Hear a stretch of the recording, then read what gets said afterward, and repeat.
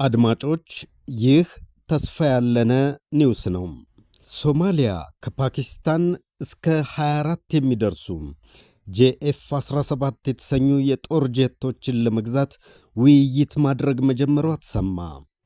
ይህ በ10 ዓመታት ውስጥ ግዙፉ የመከላከያ ኢንቨስትመንቷ ሊሆን ይችላል እየተባለ ነው። ውይይቱ በአፍሪካ ቀንድ የጂኦፖለቲካ ግፊት በጨመረበት በዚህ ጊዜ ነው እየተካሄደ የሚገኘው። ሶማሊያ አየር ኃይሏን ለማጠናከር የተነሳሳችበት ብቸኛም ባይሆን አንደኛው ምክንያት ባለፈው ታህሳስ እስራኤል ለሶማሌላንድ ዕውቅና በመስጠቷ ምክንያት ሳይሆን አይቀርም እየተባለ ነው። ሶማሊያ እንደ አውሮፓውያን አቆጣጠር ከ1991 ጀምሮ የተሟላ የአየር ኃይል አልነበራትም። አሁን ግን የአየር ክልሏን በራሷ እጅ ለመጠበቅ ተነስታለች። ሀገሪቱ ከአልሻባብ ጋር የምታደርገው ግጭትና ትንቅንቅ እንደቀጠለ ነው። ቡድኑ በደቡብና መካከለኛው የሶማሊያ ግዛቶች በርካታ አካባቢዎችን ይቆጣጠራል።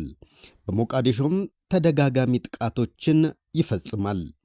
የአየር ኃይል መገንባት የሥልጣን ምልክት ብቻ ሳይሆን ለአንድ አገር የደህንነት ስትራቴጂም ጭምር ነው።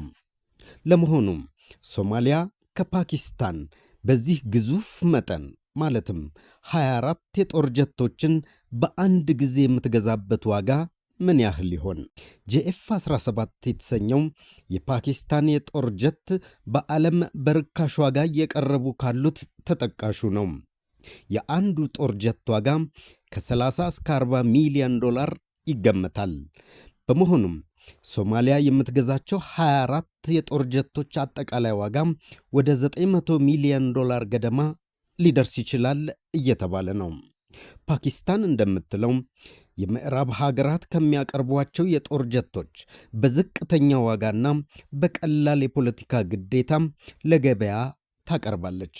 ሶማሊያ ወደዚህ እርምጃ የገባችው በአፍሪካ ቀንድና በባሕረ ሰላጤው ቀጠና የሚታዩ አዳዲስ ጥምረቶችና የኃይል አሰላለፎች እየመጡ በመሆናቸው ጭምር ነው። ሶማሊያ ራሷ አጋርነቷን ወደ ሳዑዲ አረቢያ በማዘንበል ከዩናይትድ አረብ ኤሚሬትስ ፊቷን እያዞረች ስለመሆኑም የፖለቲካ ተንታኞች ይናገራሉ። የአፍሪካ ቀንድ አዳዲስ የኃይል ሚዛን እየተፈጠረ ይሆን? ለመሆኑም የእርሱ አስተያየት ምን ይሆን? ከታች አስተያየታችሁን አስፍሩልኝ።